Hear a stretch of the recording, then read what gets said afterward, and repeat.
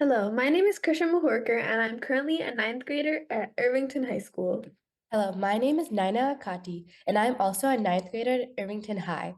We are a part of the Success Secrets podcast. Today, our guest for this episode is Professor Gerhard Kling, who is an accomplished individual who is currently a chair in finance at the University of Aberdeen. We are very delighted to have you with us on our podcast. We are excited to hear about your experiences and learn from you. To start, can you please tell us about yourself, your childhood, and your education? Thank you very much for the kind invitation. It is a great honor.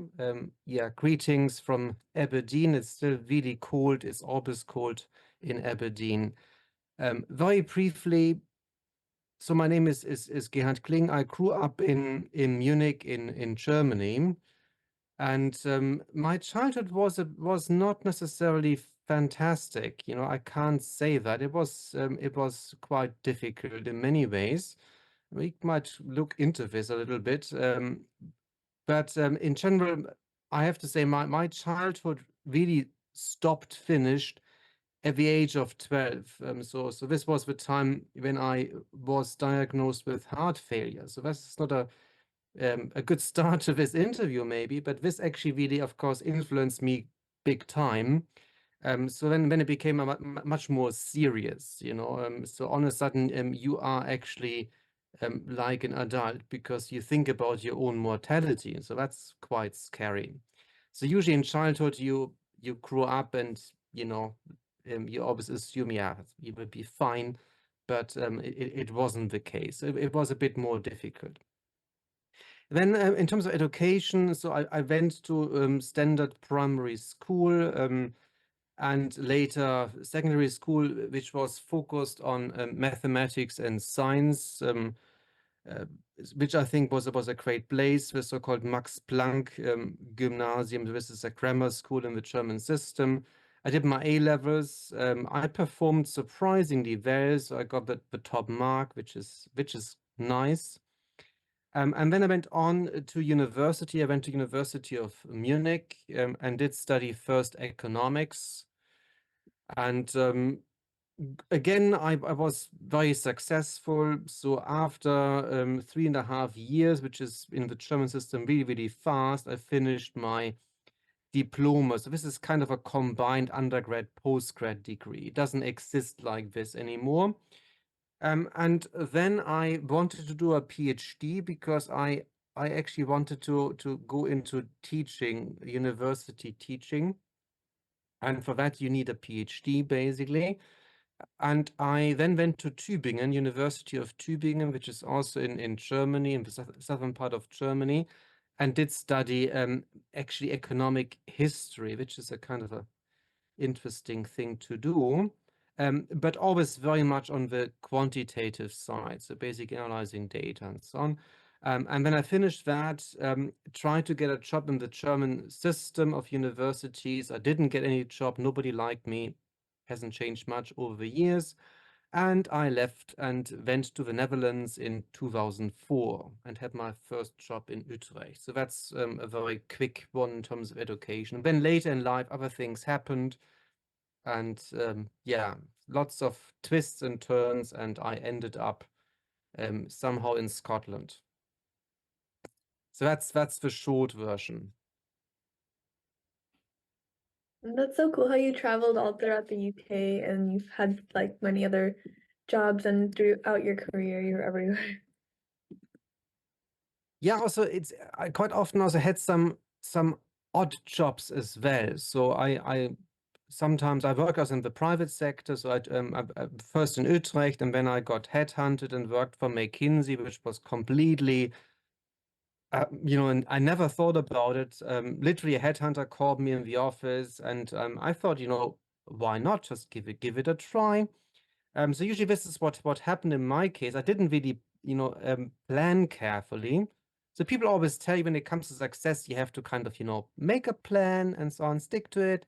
I don't think this is really true. So I think quite often you see an opportunity and then you have to decide, okay, do I jump or not?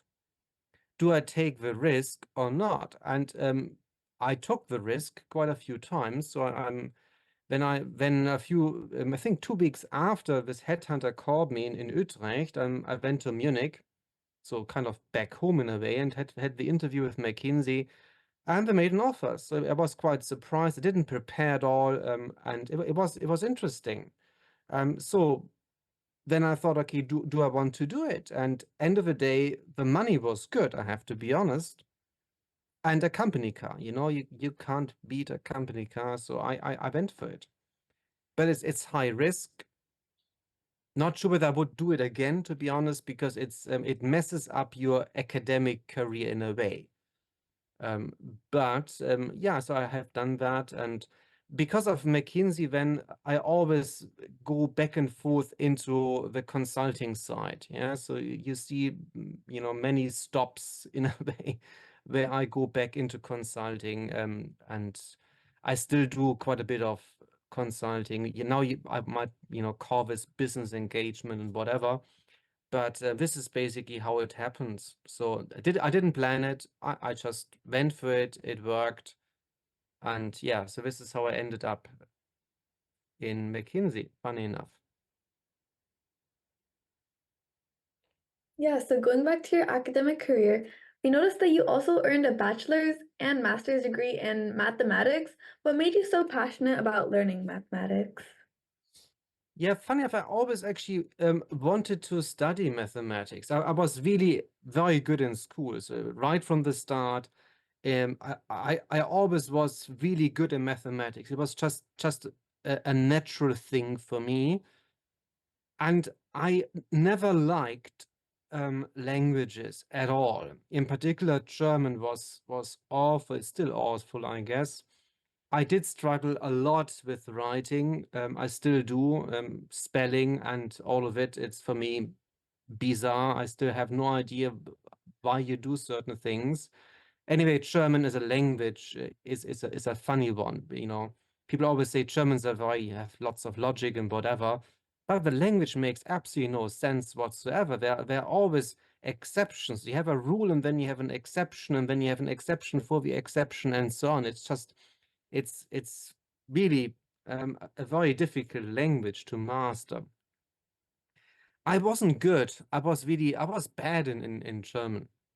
And other languages as well. I was never really really good, to be honest. So the thing I was always good at mathematics throughout consistently, and also then physics. I also enjoyed physics very much. And so I thought initially about actually going into teaching, so secondary school teaching, so doing the traditional mathematics physics combination, and then going into secondary school. However, my school teacher back then, who sadly passed away actually, I think last year, so at the age of 76, he really influenced me big time. Herr Zeitler, so Mr. Zeitler, he suggested not to do it because he said, nobody hires at the moment because it always goes up and down. It's a bit weird. There's always a phase where everyone got hired in the German system. Even the worst ever person became a teacher. And there were periods where nobody got hired. It was a weird system. It still is a weird system. So this is why I went for economics first. But then later in life, I realized, well, I still want to do it. And so I think it's a midlife crisis thing. Of course, you're way too young to understand that. But yes, at a certain age, people of all genders tend to have a midlife crisis, and you really wonder, okay, is it all you do in your life? And so I had this kind of crisis in a way, and I really thought, okay, what do I do now? And of course, most people in this situation, they would maybe have an affair. That's the usual thing to do. But I realized early on that well, you have to have an opportunity. I never had any opportunities. Just kidding. No, in my case, it was, of course, the love for mathematics, shall we say that. And yeah, so it's really, it always has been a love affair. I have to say that. Here you go again, affair. And the funny thing, which is maybe not too funny, I actually kept it a secret, so my wife didn't know initially. In particular, I actually did start a second PhD, and I didn't tell my wife because my wife told me after the master, because I really worked so hard for this, and of course I got a distinction in first whatever, you know, an award as well in mathematics, so that's all nice. I published even my dissertation as an academic paper and so on and so on. And then I thought, let's do a second PhD. And my wife was completely against it, so I didn't tell her. So this is usually how you do it. Again, don't do this. Okay, bad idea. So I didn't tell her. She got very upset, yeah. So that was it was a bit like an affair. Here you are. She called me as always. It always happens. And funny enough, then she was really upset. She went to the neighbors, and she's was really emotionally very upset.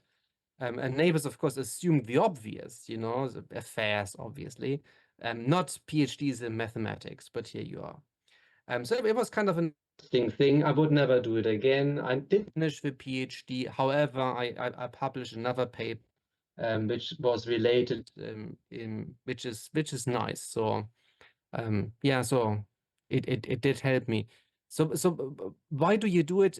It gives you a deeper insight, in my view. So if you study mathematics and if you come from a finance economics background, you can really go deep. You can really go much deeper than anyone else you know in economics, because you have a much deeper understanding of things. Yeah, So definitely. that's Yeah. the main thing. I If think I it's talk too so- much, you have to cut me down, so sometimes I have a tendency. Yeah, I think like everything you said is really cool, and um, I'd also definitely love math, and I've always loved math as a kid. So I think that's like a really good option and a way to learn more about mathematics. So, Yeah. um, as you are chair in finance at the University of Aberdeen, we are wondering what sparked your interest in finance and how did you decide to pursue it as a career path? Yeah, that's an interesting one. I think honestly, it was my grandfather. So he always was into it. In his case, he only finished primary school. 6 years of school, that's it. So maybe a bit similar compared to your grandparents' generation. He came from a farming background, but he was really, you call it street smart. So he really knew his stuff. And he was very, very successful, actually coming from absolutely nothing. So he grew up actually, he was Hungarian. So he grew up in Hungary, and then because of the Second World War was kicked out of the country because he was a member of the German minority and also was a member of the army as well, as actually all the German minority people, were forced to be. And he was kicked out and had to flee his own country. And that really traumatized him. He wasn't very good in terms of, even talking German, because, well, he was Hungarian. He never really was able to write very much. So writing, reading was always a struggle. And he actually started cleaning the streets, literally. So this was his work. So, and then he worked himself, and slowly he was always saving, and slowly he started investing. And in his case, it was about real estate. He did quite a few real estate investments, later also stocks and other things. And he always spoke about it. And sadly, nobody really wanted to listen to him because he was always into the numbers, and he had always long lists and tables of figures and stuff. But I found it totally fascinating. I thought, this is really cool. I don't really have to work hard. My money works for me. This is cool. I want to do that. I want to learn more about it. It's pretty nice. I don't have to really do any physical work. I just have money, and I get interest income. I invest, and so actually he really taught me lots of things about investment. He had, of course, a bit of a dark side as well, because that's an interesting story. He actually was also very much into tax evasion. So that's of course not the legal kind. And he was caught in the end. So I think he was already at 76, so he was quite late in life. So after many decades of smuggling money literally to Switzerland. So he was driving money across the border. Not kidding. This is really true. And he deposited, black money there and whatever. They caught him basically, and he was prosecuted. So that's an interesting story.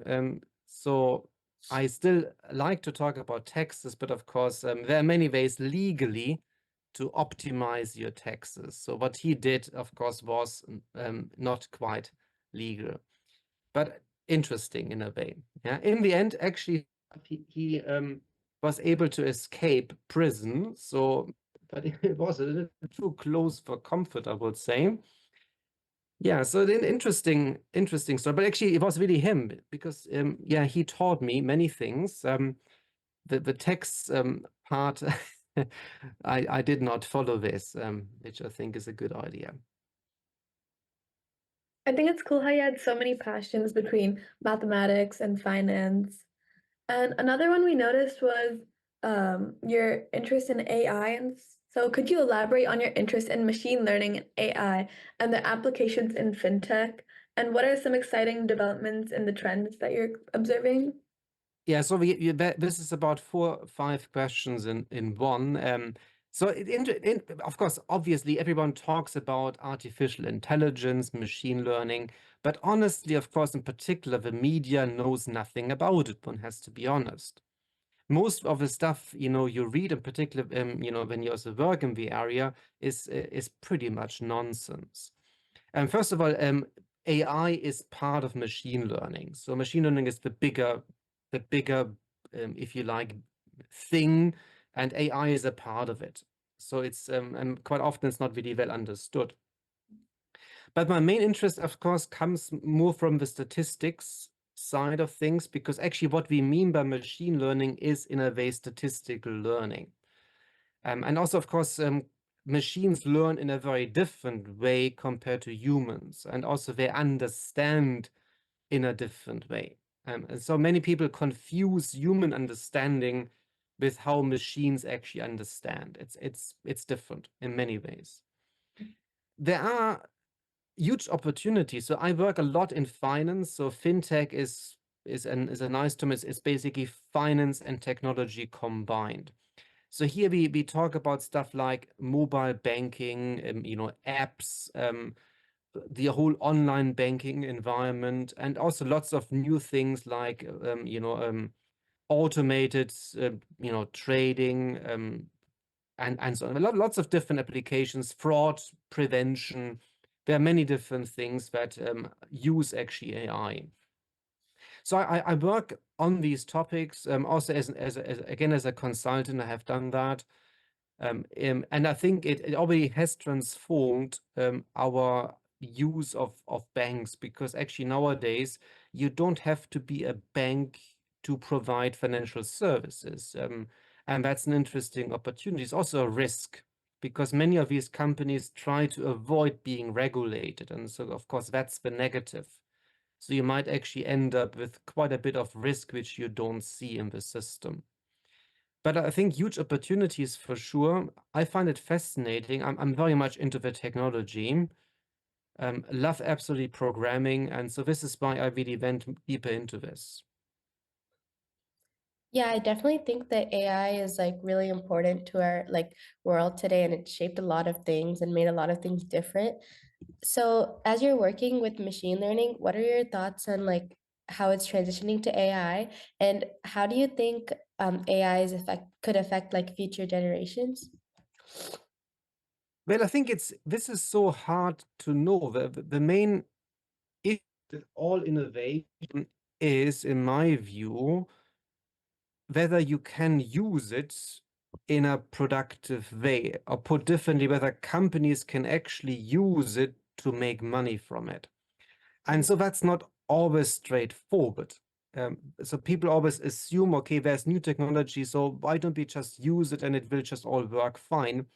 But quite often you have new technology, like also many things now you see in AI popping up, and there is no obvious use yet. So we haven't really figured out how to use it effectively.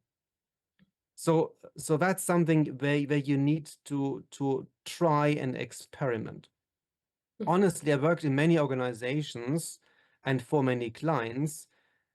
The vast majority of what I see in practice has nothing to do with, advanced machine learning AI. Most of it is a renamed basic statistical analysis, honestly.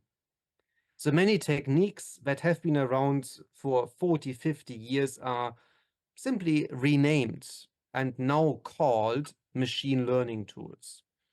So it doesn't always mean it's really better. So one has to be very careful. The other thing which is always discussed in the media is also the idea that all of a sudden you make better decisions. I find this quite unconvincing. I'll give you a little example. So for instance, if you talk about trading, nowadays most trading on the stock market is automated. So it's not actually humans, trading, it's actually an algorithm doing it. It's not necessarily clear what happens. Well, we don't quite know what happens if you use AI for trading and others use AI too. So put differently, then you can ask yourself, does the AI know that the AI is playing against another AI? And then you can continue playing this game, and you can ask yourself, does the AI know that the other AI knows that actually I'm an AI as well, and all of it. And then you can think about, can I actually fool it and whatever. So you have lots of different elements to it. It's not all straightforward. But to assume that in these these are complex systems, financial markets, that all of a sudden you can have amazing predictability of anything that's not going to happen as simple as that, because theoretically it's not going to happen. So I'm also very skeptical about data and data quality. Nobody talks about it much, but actually that's the key. So if you have really not high quality data and you put it into any machine learning tool, you don't get amazing stuff out. Yeah, so you get lots of issues. You get also problems about biases and so on. There are many, many complex issues around also ethics and copyright. You can go on. Will it affect you, the next generation, 100%? Whereas you don't have much of a choice here, honestly speaking.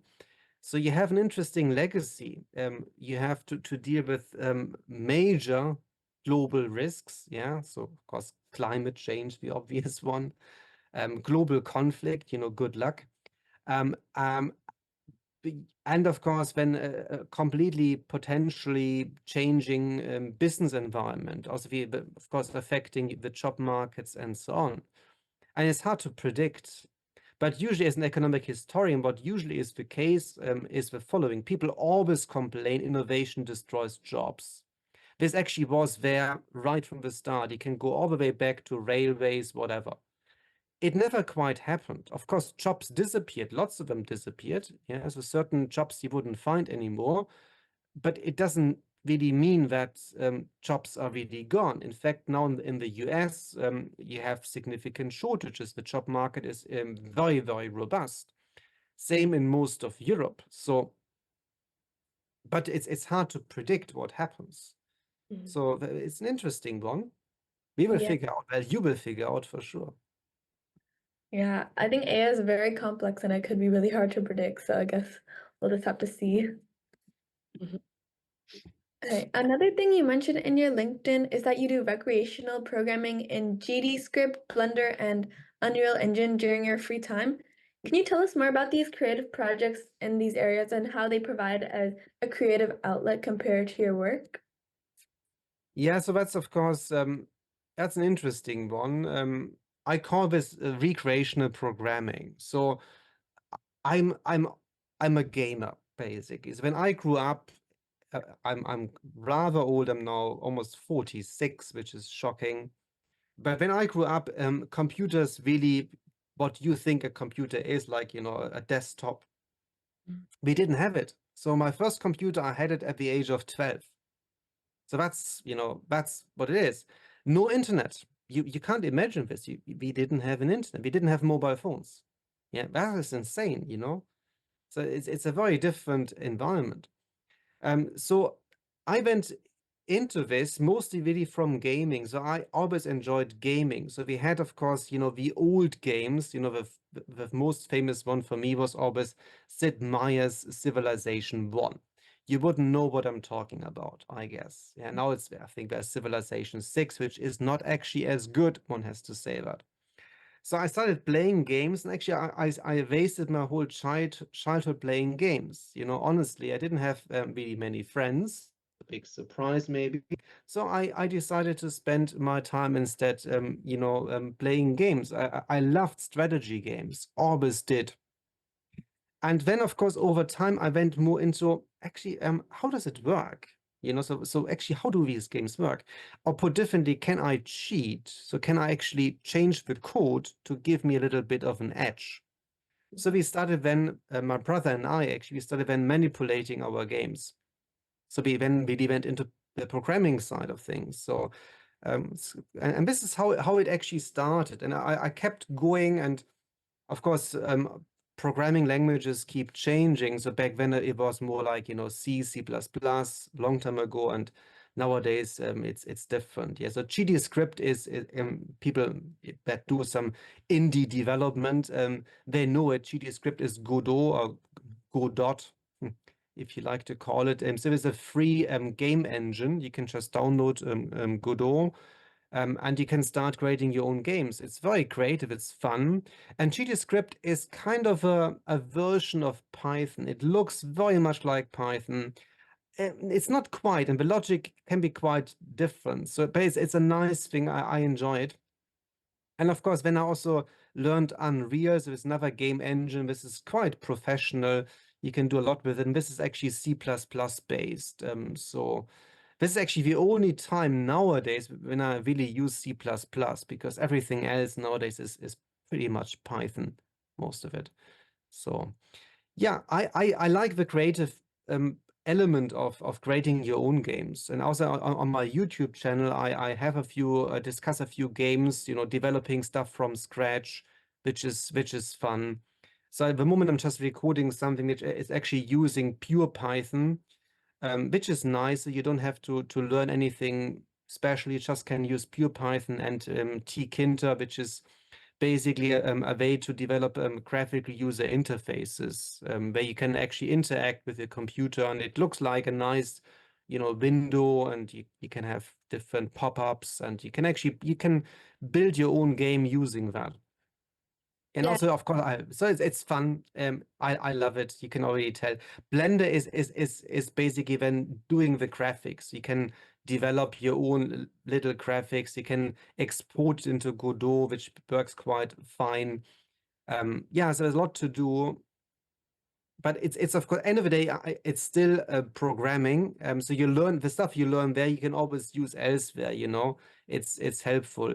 It's not necessarily always good just to do programming. So I also do other things in life because you must, otherwise it's very, very bad for your long-term health. Yeah, you can't just sit the whole time and do the programming, whether you call it recreational or not. Yeah, definitely. I think like gaming can be really fun, but also like the programming behind it can be really, really interesting. And it's really cool how we can make our own games and we can learn so many and make so many new things out of these languages.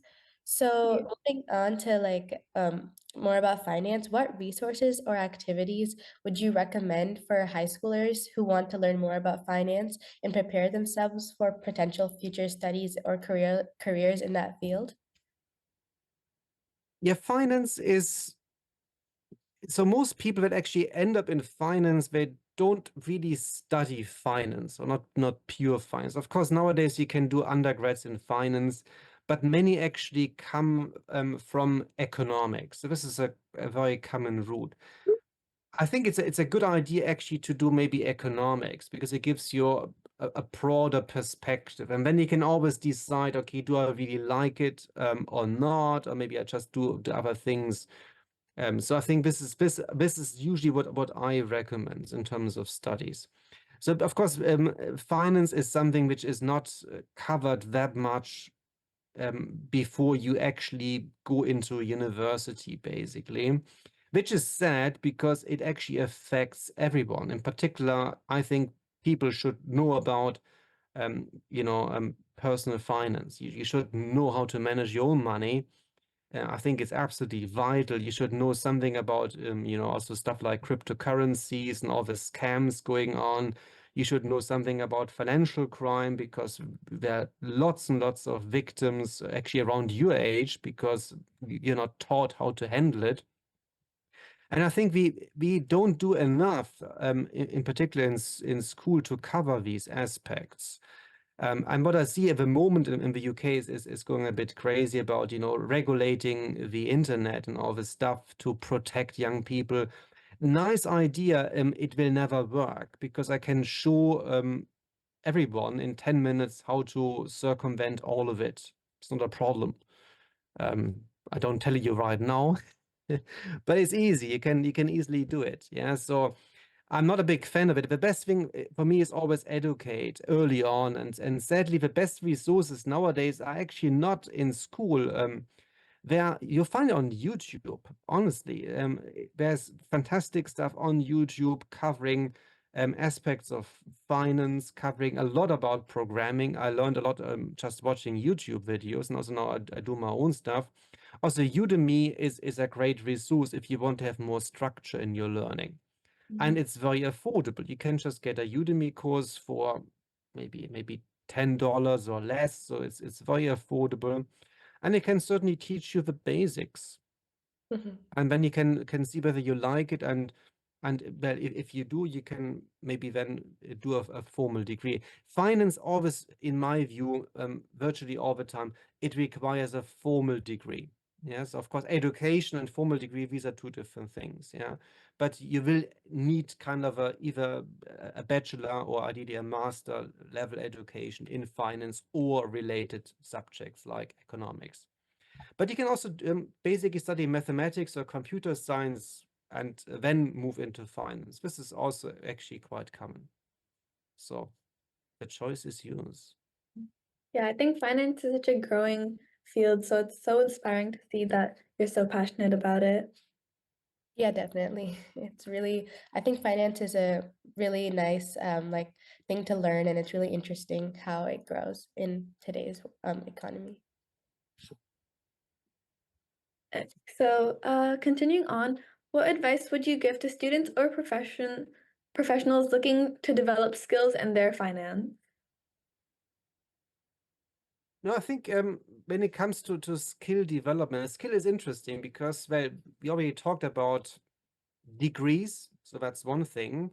Education is of course related, but it's not the same. And then skills, which again are a little bit different. So it's for me as a skill is something which is much more hands-on. So, stuff you can actually do. Mhm. It's not really true as we know when it comes to having a nice degree or having even education that you actually have the skills. No. Yeah. So for me, when it comes to really learning things and developing skills is for me always personally learning by doing. So for me in particular, doing your own little project, having an idea and trying to implement it. And then by working through this idea and encountering problems, trying to solve these problems and learning from them. So that's usually how I actually also nowadays build my skills, because it's very hard otherwise to really learn anything, because there's so much to do. When I work on a problem, there's usually maybe 50 years of literature to read. I can't read 50 years of literature. So I have to start basically being playful and just start working on a problem and slowly learn from it. Mhm. And this is usually how I develop skills. The same with programming. I think the best way to do it is after you learn the basics early on to go into projects. Either work with other people, even better. So it's fun to work together. You can learn from each other, but also work on your own little project. Start small and build it up.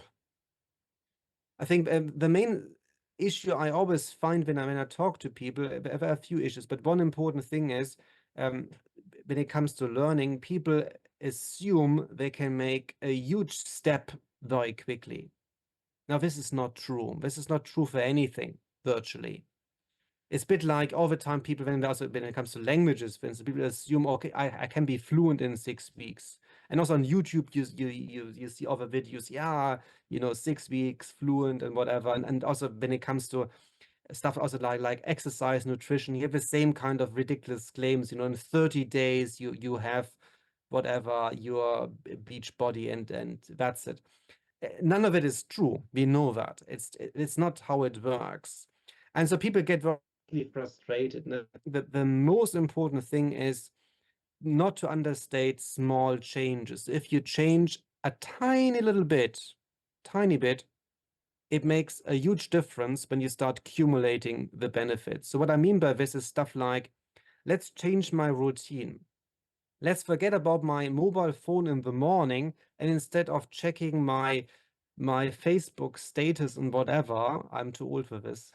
But anyway, let's leave it aside and let's read something, or let's think about a problem, or that already, if you accumulate this little 10-20 minutes is a lot over time. This is also what modern apps do. So Duolingo is a good example. I love it. So I used it quite a bit. And it works in a similar way because it basically forces you to do a little bit every day, 10 minutes, 15 minutes. And actually it's pretty good. And without you noticing, you start learning. And I think that's exactly how many things should work.